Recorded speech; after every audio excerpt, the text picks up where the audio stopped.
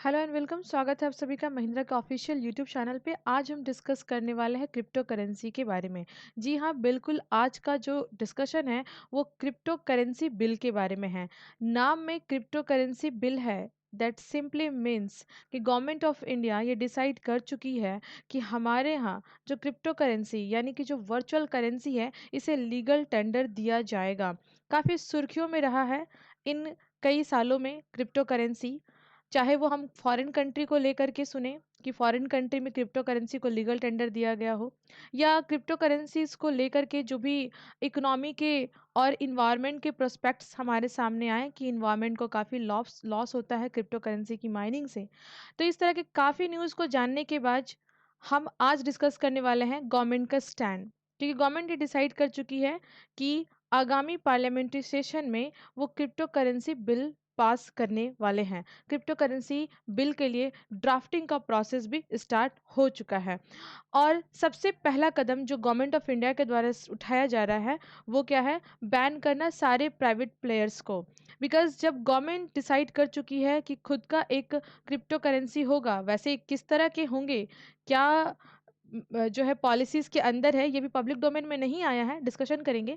लेकिन फिलहाल में जो पहला कदम है वो क्या है? बैन करना सारे प्राइवेट प्लेयर्स के क्रिप्टो करेंसीज को। चलिए स्टार्ट करते हैं डिस्कशन।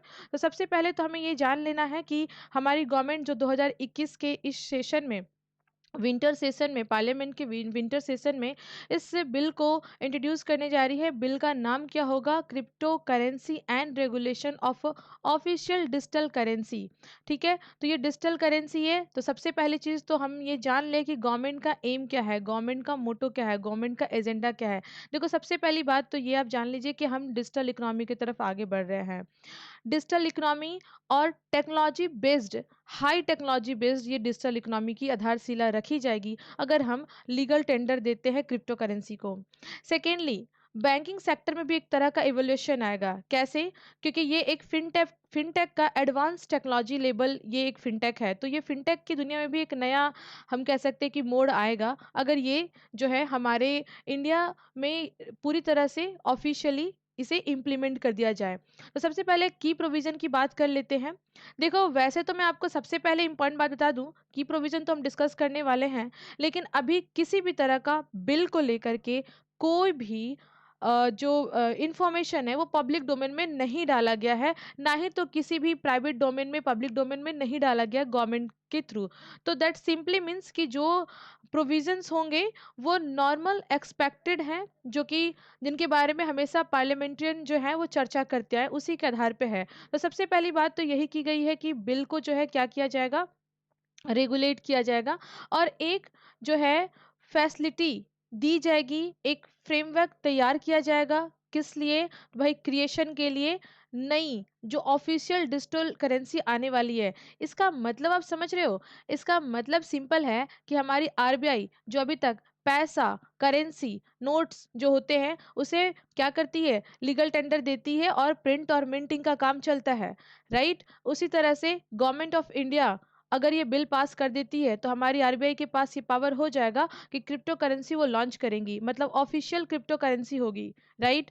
और अभी तक भारत के मार्केट में जो ट्रेड कर रहे हैं, जिससे ट्रेडिंग हो रही है, ऑल्दो वो ट्रेडिंग बहुत ज़्यादा ओपन नहीं, हाइड एंड सीक का गेम खेलते हुए ये ट्रेडिंग हो रही है क्रिप्टो करेंसी में, इसे बैन किया जाएगा। दैट सिंपली मीन्स कि आपको बहुत डरने की जरूरत नहीं है, पैनिक होने की जरूरत नहीं है। लेकिन इस तरह की कोई भी इंफॉर्मेशन अभी पब्लिक डोमेन में आई नहीं है, ये भी हमें ध्यान रखने की जरूरत है। अब बात कर लेते हैं, इसके लिए एक रोबस्ट मैकेनिज्म तैयार किया जाएगा, एक फैसिलिटी क्रिएट की जाएगी जो आरबीआई के द्वारा जो है इशू की जाएगी, और बहुत सारी टेक्नोलॉजी विंग्स के द्वारा इसे क्या किया जाएगा? रेगुलेट किया जाएगा। चलिए अब बात कर लेते हैं प्रेजेंट स्टेटस क्या है क्रिप्टो करेंसी के बारे में। देखिए, प्रेजेंट स्टेटस जो है क्रिप्टो करेंसी के बारे में वो ये है कि फिलहाल में भारत सरकार के द्वारा या आरबीआई के द्वारा किसी भी तरह का कोई भी क्रिप्टो करेंसी मार्केट में लीगल टेंडर प्राप्त नहीं है। किसी भी तरह का कोई भी लीगल टेंडर प्राप्त क्रिप्टो करेंसी हमारे यहाँ नहीं है। हाँ, ये जरूर अधिकार है कि हमारी कोई भी बॉडी, लाइक सेंट्रल गवर्नमेंट के द्वारा या स्टेट गवर्नमेंट के द्वारा या किसी म्युनिसिपैलिटी या कोई और पब्लिक डोमेन में काम करने वाली रिस्पॉन्सिबल अथॉरिटी को ये अधिकार है कि वो फंड रेज करने के लिए किसी भी तरह की वर्चुअल करेंसी को यूज कर सकते हैं। पॉइंट टू बी नोटेड, जितने भी क्रिप्टो करेंसी होंगे वो पब्लिक सेक्टर के द्वारा ही जारी किए जाएंगे। लेकिन किसी भी प्राइवेट सेक्टर के द्वारा क्रिप्टो करेंसी अगर लागू की जाती है, इशू की जाती है, तो वो स्ट्रिक्टली प्रोहिबिटेड है भारत के अंदर। यहाँ आप देख सकते हो, an inter ministerial panel on a crypto currency has recommended that all private cryptocurrencies except any virtual currencies issued by state will be prohibited in India। तो दैट इज इम्पॉर्टेंट। नाउ यहाँ पे आप देख सकते हो कि आरबीआई के पास, RBI अपना कंसर्न रेज कर सकती है क्रिप्टो करेंसी के ऊपर मार्केट में जो ऐसे ट्रेड हो रहे हैं, क्योंकि अभी तक हमारे यहाँ डिजिटल इकोनॉमी में इतना ज़्यादा डिजिटल अवेयरनेस या डिजिटल एजुकेशन प्रमोट नहीं किया गया है, इतनी जनता को अवेयरनेस नहीं है कि अगर इस तरह की क्रिप्टो करेंसी में ट्रेडिंग करते हैं और कोई लुप होल या कोई मिसलीडिंग या जो है जनता का पैसा गवन हो जाए, तो इसमें क्या स्टेप लिए जाएंगे, तो कोई अप्रोप्रिएट कानून भी नहीं है। दैट्स वाई ये काम किया गया था। अब चूंकि पूरे वर्ल्ड में जब क्रिप्टो करेंसी को इतना ज़्यादा प्रायोरिटीज़ मिल रही है, तो हम कैसे पीछे रह सकते हैं। जब हम बात करते हैं डेवलपमेंट की, जब हम बात करते हैं आत्मनिर्भर की, जब हम बात करते हैं फिनटेक की, तो हम इस ग्राउंड पे बिल्कुल भी पीछे नहीं रह सकते। तो दैट्स वाई हमारी आरबीआई ने 2018 में ही एक सर्कुलेशन जारी किया था, जो कि बिल्कुल प्रोहिबिट करता था क्रिप्टो करेंसीज के जो है बिजनेस को। क्रिप्टो करेंसी में किसी भी तरह का आप कोई भी बिजनेस कर रहे हैं, तो आरबीआई के 2018 के सर्कुलेशन से बिल्कुल ही प्रोहिबिट किया गया था। तो ये ध्यान देने की बात है। और बस यहाँ पे हम देखेंगे कि अभी क्रिप्टो करेंसी को लेकर के इतनी सारी हमने डिस्कशन कर ली, लेकिन उन बच्चों के लिए जो क्रिप्टो करेंसी को बिल्कुल भी नहीं जानते हैं, वो ये जान ले कि क्रिप्टो करेंसी एक तरह की वर्चुअल करेंसी होती है। हालांकि कई बार डिस्कशन में आपको मैं बताई हूँ और आपने सुना भी होगा, और नहीं है तो कोई इशू नहीं है। आज हम जान लेते क्रिप्टो करेंसी होती क्या है। देखिए, क्रिप्टो करेंसी एक वर्चुअल करेंसी होती है जिसकी माइनिंग की जाती है। अब कैसे माइनिंग की जाएगी, मैं एग्जाम्पल से समझाती हूँ। जैसे मान लीजिए आप कोई गेम खेलते हैं, जिस तरह की मोबाइल में आप कोई एप्लीकेशन डाउनलोड करते हो और कोई गेम खेलते हो, उस गेम में आपको स्कोरिंग मिलती है। स्कोरिंग के बाद कुछ आपके स्कोर हो जाते हैं, पॉइंट हो जाते हैं, फिर आपको next round next round next round जाना पड़ता है, और इस तरह से आपको अवार्ड और मनी वहाँ पे आप पॉइंट्स रेज कर पाते हो। उसी तरह से क्रिप्टो करेंसी जो होती है हाई लेवल प्रोग्रामिंग है। अब ये हाई लेवल प्रोग्रामिंग जो है काफ़ी हाई लेवल लॉगरिदम पर बेस्ड है। इसके लिए हाई लेवल की कंप्यूटर भी चाहिए होती है और हाई लेवल का पावर कंज्यूम भी होता है। इसमें क्या करना पड़ता है, जिस तरह से आप गेम खेलते हो स्टेप बाय स्टेप आगे बढ़ते जाते हो, उसी तरह से पजल्स होते हैं जो कि बिल्कुल मैथमेटिकल और लॉगरिदम बेस्ड पजल होते हैं। इन्हें सॉल्व करना पड़ता है। आगे आगे आप जाते जाओगे, जितना ज़्यादा आप बढ़ते जाओगे उतने ही ज़्यादा आपके स्कोर होते जाएंगे, और फाइनली आपको जो है एक क्रिप्टो करेंसी आप जो है मिंट कर पाओगे, आप एक क्रिप्टो करेंसी को माइन कर पाओगे। और इस तरह की माइनिंग होती है क्रिप्टो करेंसी की। सबसे अच्छी बात ये है कि क्रिप्टो करेंसी की जो माइनिंग होती है वो कोई भी इंडिविजुअल इस तरह से कर सकता है। उसके लिए उसे किसी भी तरह के अलग मतलब एक होता है ना कि नॉर्म्स को फॉलो करना हो, या अलग तरह की कहीं पर रजिस्ट्रेशन कराना हो, इस तरह की चीज़ें नहीं होती हैं। बस इनके जो लिंक्स होते हैं, जो इनके डेटाज होते हैं, वो एकदम जो है क्लाउड जोन में होते हैं, वहाँ से इन्हें निकालना पड़ता है, और इस पे जो है आगे चल के आप अपने आप को इनरोल करके यहाँ पे माइनिंग कर सकते हो, और कोई आपको ट्रैप भी नहीं कर सकता है। सबसे बड़ी बात इसमें यही होती है कि जो जिस लिंक से आप जुड़े हो वो लिंक आगे बढ़ता जाएगा, बट आपके इस लिंक को कोई और ट्रैप नहीं कर पाएगा, वही कर पाएंगे जो इस लिंक के साथ एडेड हैं। सबसे और बड़ी बात ये होती है कि इस क्रिप्टो करेंसी की माइनिंग के लिए जो प्रोसेस होती है वो कोई सर्वर में स्टोर नहीं होती। दैट सिंपली मीन्स कि आपके इंडिविजुअल के द्वारा ही आप उसे एक्सेस कर रहे हो, कोई आपका डेटा को सर्वर से नहीं उठा सकता। तो ये रिकॉर्डेड फॉर्म में तो नहीं मिलेगा कहीं पे आपको, ठीक है, क्योंकि सर्वर पे इसका कोई उस तरह का है नहीं। तो ये एक इंपॉर्टेंट चीज हो जाती है। क्या वर्ल्ड में और क्रिप्टो करेंसी है? जी हाँ, देखो, वैसे तो फेसबुक ने भी अपनी क्रिप्टो करेंसी लॉन्च की, और बिटकॉइन तो है ही, और सबसे ज्यादा फेमस जो क्रिप्टो करेंसी और जिसको बहुत ज्यादा वर्ल्ड लेवल पे ऑथेंटिकेशन प्राप्त है, उन क्रिप्टो करेंसी में बिटकॉइन नंबर 1 पे आता है, और आता है जो है एथेरियम। तो ये आपको ध्यान में रखना है। बात करते हैं हम, जो क्रिप्टो करेंसी होती है वो एक टेक्नोलॉजी पे बेस्ड होती है। नाम क्या है? Blockchain technology. हम ये देख लेते हैं कि ब्लॉकचेन टेक्नोलॉजी वर्क कैसे करता है। जैसे कि मैं पहले आपको बताया कि कंप्यूटर के द्वारा हम प्रोग्रामिंग करते हैं, और इस प्रोग्रामिंग के बाद अगर हम ट्रांजेक्शन की बात करें, क्योंकि स्पेसिफिकली जब आरबीआई हमारी लीगल टेंडर देने जा रही है, तो हम क्या करेंगे? क्रिप्टो करेंसी में भुगतान तो करेंगे, कोई चीज़ को खरीदेंगे, कोई चीज़ को बेचेंगे, यानी ट्रांज़ैक्शन हमारे पैसे का होगा। तो क्रिप्टो करेंसी को जब क्रिप्टो करेंसी मिंट कैसे होगी, ये हम नहीं देख रहे हैं। हम ये देख रहे हैं कि ब्लॉकचेन टेक्नोलॉजी के थ्रू कैसे क्रिप्टो करेंसी जनरेट होने के बाद उस कॉइन को हम यूज़ कैसे करेंगे, उस वर्चुअल मनी को हम यूज़ कैसे करेंगे। तो यूज़ जो होगा वो इस टेक्नोलॉजी के ऊपर होगा। अब इसमें होता क्या है कि जैसे हमारा जो है यहाँ पे ट्रांजैक्शन के लिए हम रिक्वेस्ट डालेंगे, हमारे पास करेंसी है, हम ट्रांजैक्शन के लिए रिक्वेस्ट डालेंगे। अब जब ये रिक्वेस्ट होगा तो ये पी टू पी जो है नेटवर्क के थ्रू आगे बढ़ेगा। P to P that means simply कि ट्रांजैक्शन जो है वो एक ब्रॉडकास्ट होगा, कैसे? पीर टू पीर नेटवर्क के थ्रू, है ना? यानी जो है जितने भी जो पार्टीज़ हैं वो इसमें इनरोल्ड होंगे, पी टू पी नेटवर्क बनेगा कंप्यूटर्स का। और उसके बाद हम ये देखेंगे कि ये जो नेटवर्क होगा वो जो है क्या करेगा? नोड्स यूजेस नॉन एल्गोरिदम, जो इस एल्गोरिदम को पहचान रहे होंगे, क्योंकि स्टेप बाय स्टेप है ना, कनेक्टेड है।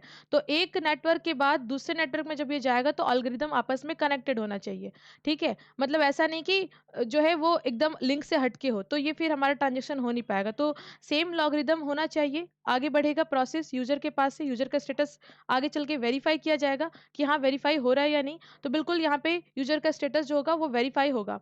और अगर मान लीजिए हमारे पास कोई और क्रिप्टो करेंसी है, हम दूसरे क्रिप्टो करेंसी में उसे यूज़ कर रहे हैं, माने ट्रांसफ़र कर रहे हैं, या हमारे पास क्रिप्टो करेंसी है, हम किसी डॉलर या रुपए या येन या रेनमिनबी किसी भी तरह की करेंसी में अगर उसे हम ट्रांसफ़र कर रहे हैं, तो ये भी काम हो सकता है। सारे जो रिकॉर्डेड होंगे, सारे जो डेटा होंगे वो रिकॉर्डेड होंगे, सारे इन्फॉर्मेशन जो है वो गैदर होगी, सब कुछ यहाँ पे इन्फॉर्मेशन होगा। और ये इन्फॉर्मेशन कैसे होगा? इस तरह का लिंक बन के होगा।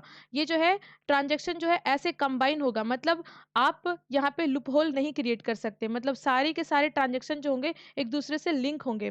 अब ये जो लिंक होगा इसमें कोई भी डेटा आप जो है इरेज़ नहीं कर सकते, कोई भी डेटा को आप जो है अल्टर नहीं कर सकते, उसे क्रिपिंग नहीं कर सकते। और सबसे बड़ी बात तो ये होती है कि थोड़ी-सी ये क्लमज़ी भी हो जाती है। मतलब ये भी फाइंड आउट करना थोड़ा-सा मुश्किल हो जाता है कि कौन-सा ट्रांज़ैक्शन पहले हुआ। तो थोड़ा-सा ये है, लेकिन ये उन लोगों के द्वारा ज़्यादा यूज़ किया जाता है जो क्रिप्टो करेंसी में इनरोल करके जो है प्राइवेटली वो वर्क कर रहे हैं। लेकिन जब गवर्नमेंट इसे करेगी, जब कोई बड़ी कंट्री इसमें इन्वॉल्व होती है, तो ये बिल्कुल से जो कनेक्टिविटी है वो तो रहती है, लेकिन ये मालूम चल जाता है कि कौन-सा ट्रेडिंग पहले हुआ। तो थोड़ा-सा यहाँ पे ट्रांसपेरेंसी है। हालाँकि पूरी ट्रांसपेरेंसी है, आपसे मैं ये कहती हूँ। और इसके बाद जो है ये इस तरह के ब्लॉक बनेंगे। आप जो भी ट्रांसफ़र कर रहे हो, नया काम आप कुछ भी करने जा रहे हो, तो इस एक तरह का ऐसा ब्लॉक बनेगा जो आगे चल के ऐसा जुड़ता जाएगा। आपके बाद भी कोई ट्रांज़ैक्शन कर रहा है, वो भी इस ब्लॉक में जुड़ता जाएगा। तो इस तरह की ब्लॉकिंग बनती है, तो क्यों क्या होता है? इस तरह के ब्लॉक है और आपस में चैन है। दैट्स व्हाई हम लोग इसे कहते हैं ब्लॉकचेन टेक्नोलॉजी। सारे ब्लॉक आपस में लिंक्ड है। दैट्स व्हाई चैन ये टेक्नोलॉजी है हमारी। उसके बाद हमारा पैसा जो है वो ट्रांसफ़र हो सकता है आराम से, कोई भी ऑथेंटिक प्रोसेस को हम लोग फ़ॉलो कर सकते हैं। तो मैटर क्या है? ये जो क्रिप्टो करेंसी को लीगल टेंडर दिया जा रहा है पूरे वर्ल्ड वाइड, उसके पीछे रीज़न ये टेक्नोलॉजी है, क्योंकि ये टेक्नोलॉजी ऐसी है कि इसमें ट्रांसपेरेंसी बहुत ज़्यादा है। इसमें लूपहोल नहीं हो सकता, कोई डेटा को छुपा नहीं सकता, अपने आप को हाइड नहीं कर सकता है। यानी जो हमारे यहाँ पैसे का यूज़ तो होता है, पैसे का यूज़ होता है, लेकिन हम अपने आप को हाइड कर लेते कि हमने ये काम नहीं किया है, सो दैट हम गवर्नमेंट के नॉर्म से बच जाएँ। तो ये एक तरह से आप समझिए कि बहुत ही इम्पोर्टेंट हमारे यहाँ एक स्टेप लिया जाएगा। अब हम लोग देख सकते हैं कि गवर्नमेंट जो है वो अदर्स जो क्रिप्टो करेंसी है, जो प्राइवेट क्रिप्टो करेंसी है, उसे बैन क्यों करना चाहती है? तो सबसे पहले यहाँ पे देखिए कुछ कारण हैं। अब क्या है कारण? जो है जो सॉवरेनिटी होती है गवर्नमेंट की, वो थोड़ी-सी खतरे में आती है। क्यों? क्योंकि यहाँ पे जो हमारी आरबीआई है या हमारी गवर्नमेंट ऑफ इंडिया है, जबकि कोई लीगल हमारे यहाँ नॉर्म्स नहीं है, कोई लॉ नहीं है, और अगर मान लीजिए कोई लूप होल हो जाता है, लीगल टेंडर हमने दिया ही नहीं है, तो हमारे कस्टमर का कोई मतलब पैसा लॉस हो जाता है, तो इसकी गारंटी कौन लेगा? और अगर गारंटी नहीं ले पाते तो कहीं न कहीं स्टेट के लिए डाउन फीलिंग आती है। तो दैट्स व्हाई ये सॉवरेनिटी की गारंटी तो नहीं देता प्राइवेट प्लेयर्स जो होते हैं। मार्केट में वोलेटिलिटी भी नहीं रहती है, बहुत वोलेटाइल होता है, क्योंकि प्राइस जो होते हैं अप एंड डाउन होते रहते हैं। तो थोड़ा-सा डिजिटल हमें नॉलेज भी होना ज़रूरी है। तो ये भी एक गवर्नमेंट के पार्ट पे आ जाता है, तो ये मार्केट के नॉर्म्स को भी ब्रीच करता है। तो दैट्स व्हाई गवर्नमेंट इसे समझती है रिस्क। और क्या है रिस्क? ये सिक्योरिटी का रिस्क है। क्योंकि डिजिटल करेंसी के थ्रू जो पैसे का ट्रांजैक्शन होता है, मनी का जो ट्रांजैक्शन होता है, और ये ट्रांजैक्शन अगर मान लीजिए टेरर फंडिंग के लिए या मनी लॉन्ड्रिंग जैसे इश्यूज के लिए हो जाए, तो आप समझिए कि बहुत ही बड़ा इश्यूज है, क्योंकि हम इसे पकड़ नहीं पाएंगे कि आखिर कहाँ से पैसा किसके द्वारा ट्रांसफर हुआ। क्योंकि मैं पहले आपको बताया कि यहाँ पे सर्वर का कोई सब्जेक्ट ही नहीं है, कि सर्वर यहाँ पे है नहीं कि आप उसे ट्रैप करके सारे इन्फॉर्मेशन को इनकलकेट कर सकते हो। तो दैट्स वाई सिक्योरिटी कंसर्न्स तो है। उसके बाद आप देखिए, जहाँ तक हम बात करते हैं मालवेयर्स की, तो मालवेयर्स थ्रेट तो रहेगा ही, क्योंकि जब हम टेक्नोलॉजी की बात कर रहे हैं, जब हम टेक्निकल सर्विसेज प्रोवाइड कर रहे हैं, तो देयर शुड बी सम, ये इस तरह का इशू रहेगा। तो कुछ टेक्नोलॉजी के साथ फायदे हैं, तो कुछ टेक्नोलॉजी के लॉसेस भी हैं। और अगर मान लीजिए एक और सबसे बड़ी लॉस यहाँ पे सामने में नजर आती है कि इसे इसकी हैकिंग, देखो वैसे तो इन जनरल जो ब्लॉकचेन टेक्नोलॉजी है, इसको तोड़ा नहीं जा सकता, लेकिन हैकिंग तो की ही जा सकती है। तो ये हैकिंग का एक थोड़ा-सा रहेगा और जिसे बचने की ज़रूरत है। तो अब होगा क्या कि अगर हमारी जब गवर्नमेंट इसमें इन्वॉल्व होगी, तो इन सारी चीज़ों को हैंडल किया जा सकता है। जब हमारी आरबीआई खुद ही बोलेगी कि हम लीगल टेंडर देते हैं, तो हमारे पैसे की गारंटी भी हमारी आरबीआई लेती है। अब थोड़ा-सा सवाल ये उठता है, 2-3 दिन पहले के पेपर में हिंदू में ये आई थी आर्टिकल, जिसमें ये पूछा गया था कि क्या गवर्नमेंट ऑफ इंडिया ये इंश्योर करती है कि सेफ्टी होगी कि नहीं होगी? माने अगर हम इसमें जो है ट्रेड करते हैं, तो क्या ये हमारे लिए सेफ है, इंडिया के लिए सेफ है या नहीं है? देखो, इतना तो मुझे नहीं पता कि सेफ है या नहीं है। बस मैं तो इतना जानती हूँ एज ए सिटीजन कि जब हमारी आरबीआई बोल रही है कि मैं गारंटी लेती हूँ, मतलब मैं जो पैसा इन्वेस्ट की हूँ उसकी गारंटी कौन लेता? आरबीआई लेती है। बाद बाकी जो मैटर्स है वो पॉलिटिकल इश्यूज होते हैं।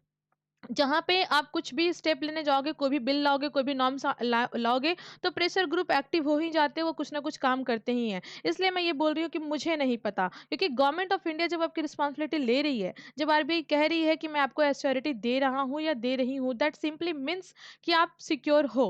तो बस ये है, लेकिन फिर भी एक थोड़ा सा इशूज है हमारे यहाँ। क्या है इशूज? और जो इशूज उठाए गए वो क्या है कि भाई, अब हमारे जो जो पैसा इन्वेस्ट करते हैं क्रिप्टो करेंसी में, है ना? तो एक्सचेंज के लिए जो पैसा इन्वेस्ट करते हैं, तो आप ये समझिए कि क्या क्रिप्टो करेंसी जो है, ये बीएसई, एनएसई जैसे संस्थाओं में क्या ये रजिस्टर्ड होंगी? और भी बहुत तरह के कयास लगाए जा रहे हैं कि क्या ऐसा नहीं हो सकता कि जो रियल एस्टेट में पैसा लगाते हैं, और रियल एस्टेट वाले पैसे जो अपने मनी को चेंज करते हैं, सिंपली मनी लॉन्ड्रिंग का जो केस होता है रियल एस्टेट के मामलों में थोड़ा ज़्यादा देखा जाता है। तो क्या ये यहाँ पे इसका ये इसको ब्रीच नहीं करेंगे? तो जो भी चीज़ें होंगी, चूँकि टेक्नोलॉजी ब्लॉकचेन पे आधारित है, तो बिल्कुल जो है चीज़ें आप ब्रीच तो नहीं कर सकते नॉर्म्स को।